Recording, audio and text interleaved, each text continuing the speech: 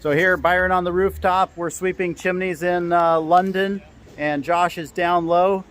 His company started 160 years ago. Let's take a look at how he sweeps chimneys here in the beautiful rooftops of London. Tell us a little bit about your history sweeping chimneys in London.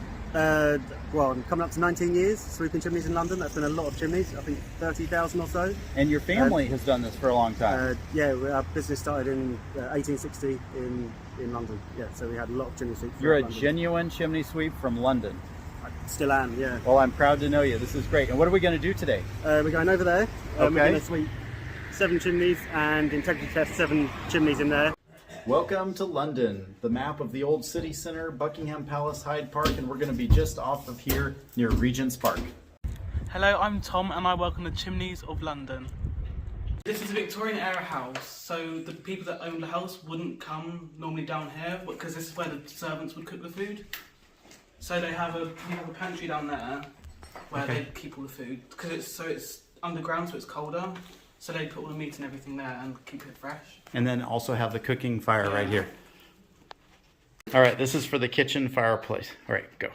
So if you look up this chimney, you'll see that there's an offset. So if you look directly straight up, you'll see you can't see straight up the chimney. You come from a slight angle and you'll see there's a bend. And that's because this is in the lower ground and this would have been the kitchen chimney. And there's an offset like that. So when they were cooking, all the rubbish that fell down the chimney wouldn't fall into the food, it wouldn't fall onto the pans. So there's always an offset, or usually an offset in these lower ground chimneys where the cooking was done. So in terms of where these fireplaces or these chimneys go and what fireplaces, you tend to find on so this is a 4-storey house, so there's 8 pots because there's 2 fireplaces on each floor. So you tend to find the central 2 chimneys, these 2. If we split this into two halves, this will be the back of the house and the other 4 will be the front of the house. These 4 for the back, generally the central 2 are the upper floors. So that'll be the first and second floor, and this one will be the lower ground and the ground. Obviously slightly different in America, which is because our first floor is usually the floor off of the ground. So yes. We have a lower ground, which is the basement, the ground floor, which is the ground level, and then the first floor, and then the second floor. So this will be the first and the second floor. This is the ground, which means this will be the lower ground. It'll be the opposite over here. This will be the ground. This will be the second floor, first floor, and lower ground. Just generally the outside 2 are the lower floors and the inside 2 are the upper floors, and that's mostly due to the fact that if they're central on the stack, the chimneys are straighter, and with it being a shorter chimney, they try to make the chimney straighter so that they drew better, because the more bends, the poorer the draw. So if it's shorter, they accounted for that slightly with a straighter chimney. Very good. So here we are with Josh taking a look at this masonry fireplace, and inside, built in the 1850s, we've found some of this interesting lining method material, and Josh is going to tell us about it here in just a second.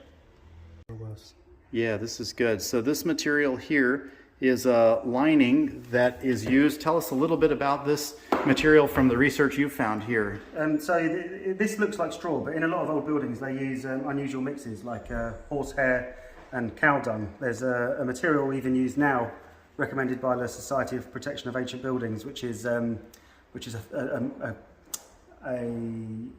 mix called coarse stuff, which is a mix of horsehair and lime putting, and it's around, I think it works out as 500 grams of horsehair per 100 litres of lime, and they mix that 3 to 1 with cow dung, and that's what they recommend spab as a lining material for ancient buildings. So it's flexible and it doesn't fall off as the building moves. So here it looks like straw, so there might be cow dung in it, I'm not sure. But often straw was used like a binder, so when the chimney cracked or moved, it wouldn't all fall apart, it'd have something to hold it together. Same as we have like fiberglass fibres and things we have in cement now, just to keep them together when they crack. Roughly speaking, yeah. So here we are, if we're looking in the right flue. Whoa, there it is. We've got a chimney out the top. Sorry, we got a brush coming out the chimney top here. Woo! Okay, yeah, you got me, buddy. Whoa! Yeah. Okay, yeah, so Josh just got me with the brush up here. It's a nice little surprise, perched on our OSHA approved rooftop here with Tom. Okay, sweep, you're up. Hello?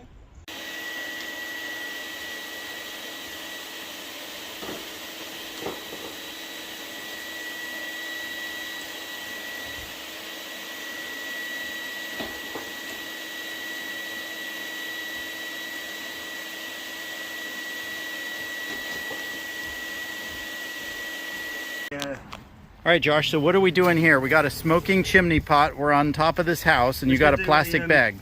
We're just doing a smoke integrity test. We're just going to block this chimney when we get a bit more smoke coming out. Okay, we're doing a sure smoke integrity test. We're going to make sure it's not leaking into the adjacent chimneys. So if you just keep an eye on the adjacent pots, you can see already this one's leaking. Okay, as soon as he put that bag on, this one started leaking smoke. I don't know if you guys can see. There you go. That's a little better. So that means there's a breach down there between the adjacent flue and this one, and it's that obvious. So you don't even need the Wohler DP600, you can just pretty much look at it. Don't even need to seal the bag up properly. There's smoke leaking from here, a bit from the pointing over here somewhere. You see just smoke spilling from here? Oh yeah, the adjacent pot to the left, or not even a pot, it's a half round clay.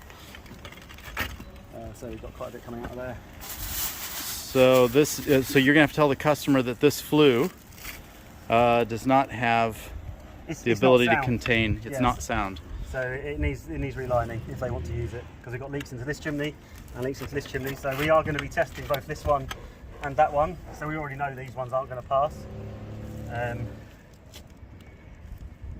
Because if it's leaking one way, it's going to leak the other, of course. Right on. So essentially one test has failed 3 flues in this case. So we'll just get this clear now, because we know that's not good.